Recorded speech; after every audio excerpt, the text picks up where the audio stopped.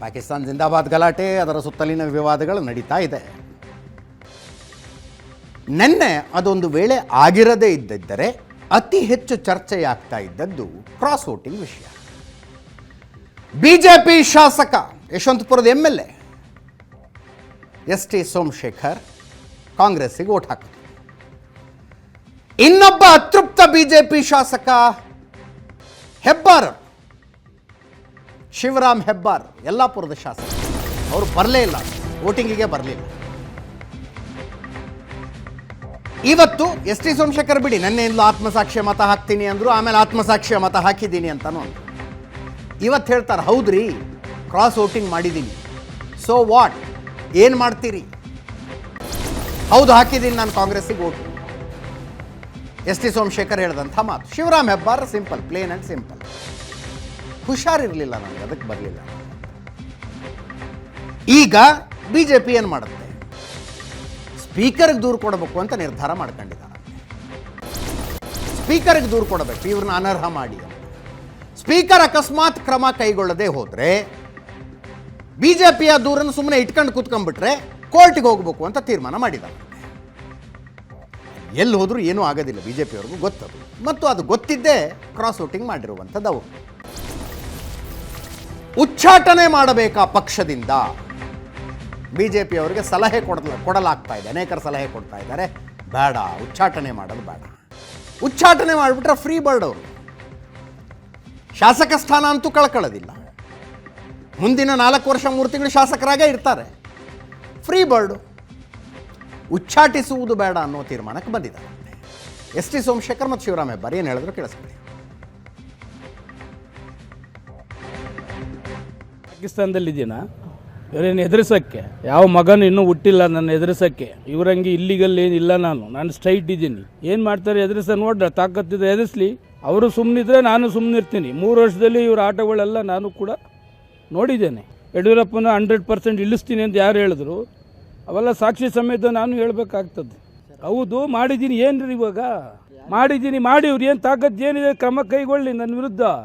ಇದೇ BJPಯವರು ಕಾಂಗ್ರೆಸ್ ಮೇಲೆ ಕೊಟ್ಟಿಲ್ವಾ whip issue ಮಾಡಿದ್ದಾರೆ ಅಂತೇಳಿ? ಹಿಮಾಚಲ ಪ್ರದೇಶದಲ್ಲಿ ಎಷ್ಟು ಜನ BJPಗೆ ವೋಟ್ ಹಾಕಲಿಲ್ಲ? ಅಲ್ಲಿ ಆತ್ಮಸಾಕ್ಷಿ ಮತ ಅವ್ರು ಯಾರಿಗೆ ಬೇಕಾದ್ರೂ ಹಾಕ್ಬೋದು. ಬೆಳಗ್ಗೆ ಸ್ವಲ್ಪ ಆರೋಗ್ಯ ಸರಿಯಿರಲಿಲ್ಲ, ಹೋಗಬೇಕು ಅಂತ ಅಂದ್ಕೊಂಡಿದ್ದೆ. ಡಾಕ್ಟರ್ ಸಲಹೆಯಂತೆ ಸಂಜೆ 6 ಗಂಟೆ ಮೇಲೆ ಬರಬೇಕಾಯಿತು. ಆ ಕಾರಣಕ್ಕೆ ಮತದಾನ ಮಾಡಲಿಲ್ಲ. ಅದು ಬಿಟ್ಟು ನಾನು ಮತದಾನಕ್ಕೆ ಹೋಗಿಯೂ ಕೂಡ ಬೇಕಾದ್ರೆ ಅಡ್ಡ ಮತದಾನ ಹಾಕ್ಬೋದಿತ್ತು, ಯಾರಿಗೂ ಹಾಕ್ತಿರೋ ಬರ್ಬೋದಿತ್ತು. ಯಾರಿಗೂ ಭಯಪಟ್ಟನ್ನು ಹೋಗದೇ ಇರತಕ್ಕಂಥ ವ್ಯಕ್ತಿ ಅಲ್ಲ. 4 ದಶಕಗಳ ರಾಜಕಾರಣದಲ್ಲಿದ್ದೇನೆ, ಅಷ್ಟೇ ಹೊರತು ಮತ್ತೇನಿಲ್ಲ. ಅಸಮಾಧಾನಕ್ಕೂ ಮತದಾನದ ಬಹಿಷ್ಕಾರಕ್ಕೂ ಅದೇನು ಸಂಬಂಧ ಇಲ್ಲ. ಅಸಮಾಧಾನ ಅದರದ್ದೇ ಆದಂಥ ವೇದಿಕೆಯಲ್ಲಿ ಹಂಚಿಕೊಳ್ತೀವಿ. ಅಸಮಾಧಾನ ಜಿಲ್ಲೆಯಲ್ಲಿ ಮಾತ್ರ, ರಾಜ್ಯ ದೇಶ ಮಟ್ಟಕ್ಕೆ ಯಾವ ಅಸಮಾಧಾನವೂ ಇಲ್ಲ. ಆವತ್ತು ಹೇಳಿದ್ದೇನೆ, ಇವತ್ತು ಹೇಳಿದ್ದೇನೆ, ಹಿಂದೂ. ನನ್ನ ಕೊಲೀಗ್ ಪ್ರಶಾಂತ್ ನಾತು ಮತ್ತೊಮ್ಮೆ ನನ್ನ ಜಾಯ್ನ್ ಆಗಿದ್ದಾರೆ. ಪ್ರಶಾಂತ್, ಏನು ಮಾಡ್ತಾರೆ ಈಗ BJPಯವರು? ಇದು 2 ರೀತಿ ಇದೆ. ಒಂದು, BJPಯವರು ಏನ್ ಮಾಡ್ತಾರೆ, ಕಾನೂನಿನ ವಿಕಲ್ಪಗಳು ತುಂಬಾ ಲಿಮಿಟೆಡ್ ಸ್ಕೋಪ್ ಇದೆ.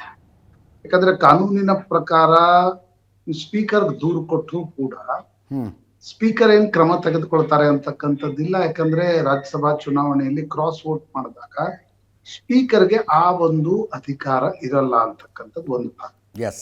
ಮತ್ತು ಅವ್ರ ಅಧಿಕಾರ ಇರತಕ್ಕಂತ ಪಕ್ಷ ಕ್ರಾಸ್ ವೋಟ್ ಮಾಡಿರೋದ್ರಿಂದ ಸ್ಪೀಕರ್ ಆ ನಿರ್ಣಯವನ್ನ ಕೂಡ ತೆಗೆದುಕೊಳ್ಳಲಿಕ್ಕಿಲ್ಲ. ಒಂದು. 2ನೇ ವಿಕಲ್ಪ ಇರ್ತಕ್ಕಂಥದ್ದು, BJPಯವರು ಉಚ್ಚಾಟನೆಯನ್ನ ಮಾಡಬೇಕು, ಡಿಸಿಪ್ಲಿನರಿ ಆಕ್ಷನ್ ಅನ್ನ ಮಾಡಬೇಕು. ನನಗನ್ಸತ್ತೆ ST ಸೋಮಶೇಖರ್ ಇನ್ನಷ್ಟು ವ್ಯಗ್ರರಾಗಿ ಈ ರೀತಿಯ ಹೇಳಿಕೆಗಳನ್ನ ಕೊಟ್ಟಾಗ BJPಯಲ್ಲಿ ಉಚ್ಚಾಟನೆ ಮಾಡಬಿಡಿ, ಇಲ್ಲ ದೈನಂದಿನವಾಗಿ ಅವ್ರು BJPಯಲ್ಲಿ ಇದ್ದಾರೆ, ಅವರು ನಮ್ಮ ಮೇಲೆ ಟೀಕೆ ಟಿಪ್ಪಣಿಗಳನ್ನು ಮಾಡ್ತಾರೆ ಅಂತಕ್ಕಂಥ ಮಾತು ಬರುತ್ತೆ ಅನ್ನುವ ಕಾರಣಕ್ಕೋಸ್ಕರ ST ಸೋಮಶೇಖರ್ ಇನ್ನಷ್ಟು ವ್ಯಗ್ರರಾಗಿ BJPಯವರನ್ನ ಎಳಿತಾ ಇದ್ದಾರೆ ಅಂತಕ್ಕಂಥದ್ದು ಮೇಲ್ನೋಟಕ್ಕೆ ಅನ್ಸುತ್ತೆ. 2ನೇ ದೃಷ್ಟಿಕೋನ ನನಗನ್ಸೋದು ಅಜಿತ್ ಬಹಳ ಮುಖ್ಯ ಇರ್ತಕ್ಕಂಥದ್ದು, 2 ಪಕ್ಷಗಳಿಗೆ ದ್ವಂದ್ವ ಇದೆ. ಹಿಮಾಚಲದಲ್ಲಿ ಕಾಂಗ್ರೆಸ್ನವ್ರು ಏನ್ ಮಾಡ್ತಾರೆ? ಹೌದು, ST ಸೋಮಶೇಖರ್ ಅದನ್ನ ಹೇಳ್ತಾರೆ. ಅಲ್ಲ, ST ಸೋಮಶೇಖರ್ ಹೇಳ್ತಾರೆ, ಅದು ಕಾಂಗ್ರೆಸ್ಗೂ ಕೂಡ ದ್ವಂದ್ವ ಅನ್ಸುತ್ತೆ ನನಗೆ.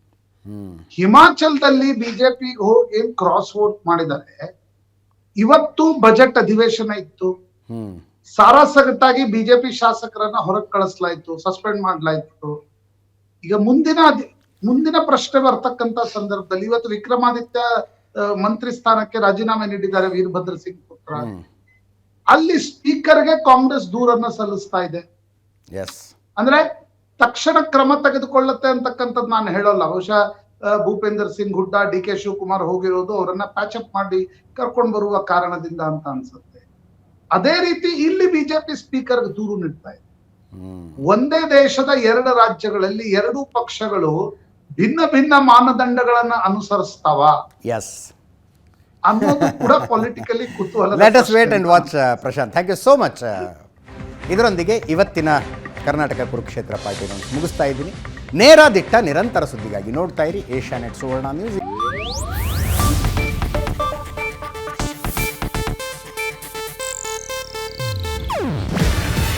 ಇದು ಏಷ್ಯಾನೆಟ್ ನ್ಯೂಸ್ ನೆಟ್ವರ್ಕ್ ಪ್ರಸ್ತುತಿ. ನೀವು ನೋಡ್ತಿದ್ದೀರಾ ಏಷ್ಯಾನೆಟ್ ಸುವರ್ಣ ನ್ಯೂಸ್.